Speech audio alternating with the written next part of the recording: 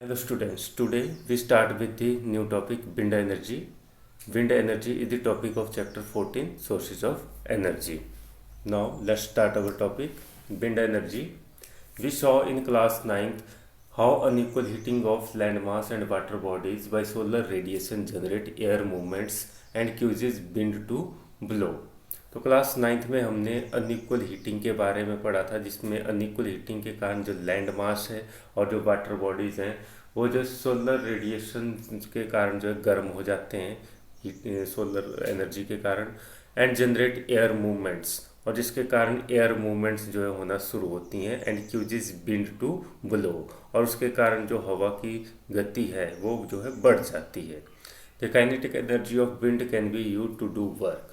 जो kinetic energy है wind की, उसको जो है हम डिफरेंट टाइप्स के वर्क करने के लिए यूज कर सकते हैं। This energy was harnessed by wind mills in the past to do mechanical work.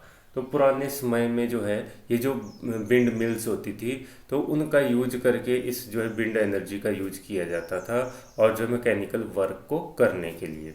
For example, in a water lifting pump, the rotatory motion of windmills is utilized to lift water from the well.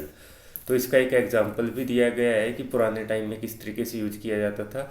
जो wind energy होती थी तो wind mills के द्वारा जो है wind energy को जो है कन्वर्ट किया जाता था मैकेनिकल एनर्जी के अंदर, और उसका यूज किया जाता था फिर जो वेल्स होते थे, कुएं होते थे, उनसे पानी को जो है बाहर निकालने के लिए।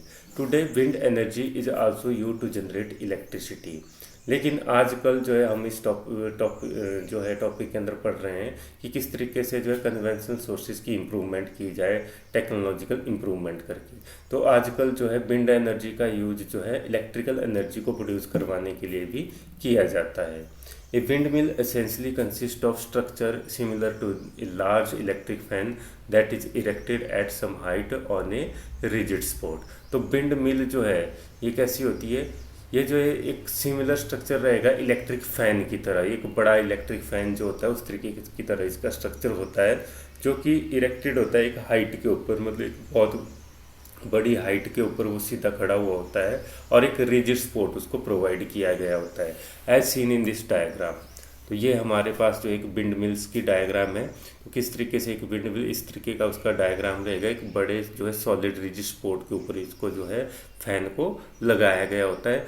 जब जो है एयर की जो स्पीड है वो बढ़ेगी तो ये जो है विंड इसके जो फैन हैं ब्लेड्स है वो मूव करना शुरू करेंगी, और एक पर्टिकुलर स्पीड के ऊपर जब ये मूव करना शुरू करती हैं तो जो डायनमो लगा होता है इसमें, तो डायनमो जो है काम करना शुरू करेगा, और जो है डायनमो के काम शुरू करने से जो है ये जो विंड एनर्जी है ये जो इलेक्ट्रिकल एनर्जी में कन्वर्ट हो जाएगी। तो ये था जो है इसके अंदर इंट्रोडक्शन में बताया हुआ था। तो मतलब जो विंड एनर्जी है वो unequal heating of land mass and water bodies के कारण जो है ये क्या करती है, एयर के जो है प्रेशर को क्रिएट करती है, एयर मूवमेंट को जनरेट करती है, और उस एयर मूवमेंट का यूज हम कर सकते हैं इलेक्ट्रिकल एनर्जी प्रोड्यूस करवाने के लिए। तो ये थी इसकी diagram. Now coming to next, to generate electricity, the rotatory motion of the windmill is used to turn the turbine of the electric generator. तो इलेक्ट्रिसिटी जनरेट करनी है अगर हमने विंड मिल्स का यूज करके, तो हमें क्या करना पड़ेगा, rotatory motion of wind mill is use to turn the turbine. तो जो रोटेटरी मोशन है विंड मिल की उसको यूज किया जाएगा to turn the turbine of the electric generator. तो इलेक्ट्रिक जनरेटर का जो टरबाइन है उसको घुमाया जाएगा विंड मिल की रोटेटरी मोशन के कारण। जब ये टरबाइन घूमेगा तो जैसे हमें पता ही है कि टरबाइन के घूमने से फिर जो है इलेक्ट्रिकल एनर्जी जो है जनरेट होगी जनरेटर के अंदर। Next, the output of a single wind mill is quite small and can not be use for commercial purposes. जो आउटपुट है सिंगल विंड मिल की वो बहुत ही कम रहती है, और इसको जो है कमर्शियल पर्पजेज़ के लिए यूज नहीं किया जा सकता। अगर कहीं हम एक सिंगल विंड मिल लगा देते हैं तो it is not use for the commercial purposes, क्योंकि इसमें इतनी ज़्यादा जो है इलेक्ट्रिकल एनर्जी प्रोड्यूस नहीं हो पाएगी कि हम उसको कमर्शियल स्केल पे यूज कर सकें। Therefore a large number of wind mills are erected over a large area which is known as wind energy farm. तो इसलिए जो है बहुत सारी विंड मिल्स को लगाना पड़ेगा कमर्शियल स्केल के ऊपर। अगर हमने इलेक्ट्रिसिटी जो है विंड एनर्जी से तैयार करवानी है तो बहुत सारे जो है विंड मिल्स जो है एक पर्टिकुलर एरिया में और एक लार्ज एरिया में जो है इस्टेब्लिश करने पड़ते हैं, और तब जाके जो है उससे जो है कमर्शियल स्केल पे हम इलेक्ट्रिसिटी जनरेट करवा सकते हैं। Therefore a number of wind mills are erected over a large area. तो इसलिए जो है लार्ज एरिया में बहुत सारी विंड मिल्स को लगाया जाता है, which is known as wind energy farm, और उसको विंड एनर्जी फॉर्म के नाम से जाना जाता है। तो ये क्वेश्चन एग्जाम के लिए भी ये कई बार छोटे क्वेश्चंस में पूछ लिए जाते हैं, तो कि विंड एनर्जी फॉर्म क्या है। तो when in number of wind mills are erected over a large area which is known as wind energy form.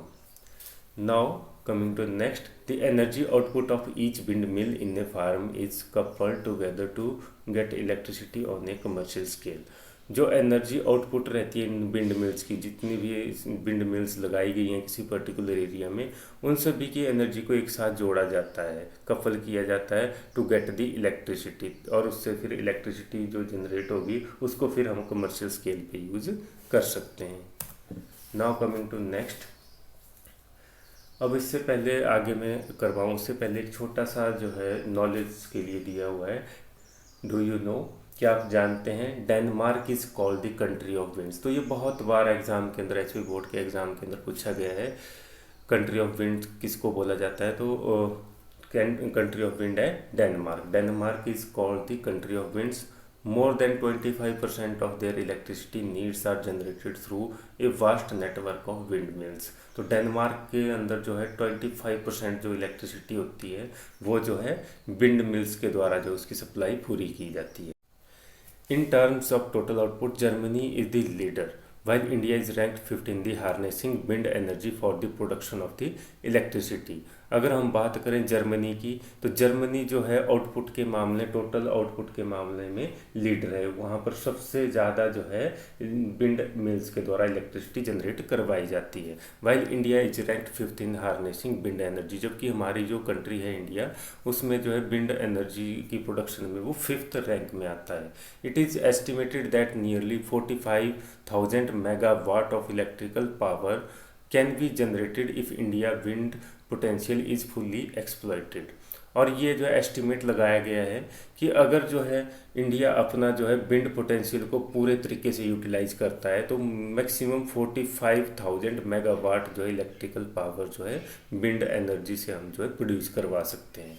The largest wind energy farm has been established near Kanyakumari in Tamil Nadu and it generates 380 megawatt of electricity। तो सबसे बड़ा जो wind energy farm है वो establish किया गया कन्याकुमारी में। कन्याकुमारी पड़ता है तमिलनाडु के अंदर, और यहाँ पर 380 मेगावाट जो इलेक्ट्रिसिटी जनरेट करवाई जाती है विंड मिल्स के द्वारा जो है।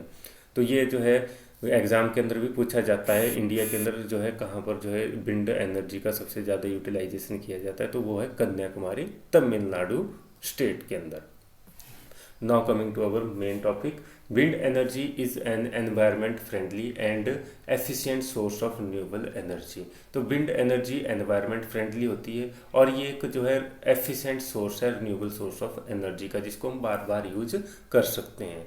It requires no recurring expenses for the production of electricity. तो इसमें हमें कोई एक्स्ट्रा एक्सपेंस नहीं पड़ता है इलेक्ट्रिसिटी को प्रोड्यूस करवाने के लिए। तो मतलब इसमें जो इस्टेब्लिशमेंट रहेगी विंड मिल की वही एक जो है खर्चा रहेगा, उसके अलावा इसमें जो है प्रोडक्शन करवाने का कोई एक्स्ट्रा कॉस्ट हमें नहीं देना पड़ेगा। But there are many limitation in harnessing wind energy. अब इसके साथ भी जैसे हर जो है एनर्जी सोर्स के साथ कोई ना कोई प्रॉब्लम रहती है, तो इसके साथ भी जो है कुछ लिमिटेशंस हैं। Firstly, wind energy farm can be established only at those places where wind blows for the greater part of a year. तो ये विंड फार्म जो है, विंड एनर्जी फार्म जो है हर जगह नहीं लगाए जा सकते, ये उन्हीं जगहों पर लगाए जा सकते हैं जहाँ पर जो है विंड की जो स्पीड है, wind blows for a greater part of a year. तो मतलब जो है साल के ज़्यादातर टाइम जो है वहाँ पर जो है विंड की स्पीड जो है ज़्यादा रहती हो, ऐसे एरिया में ही ये लगाए जा सकते हैं। ऐसे एरिया में नहीं लगाए जा सकते जहाँ पर हवा की स्पीड ना हो, विंड ब्लो ना करती हो, तो वहाँ पर इनको लगाने का कोई फ़ायदा नहीं है।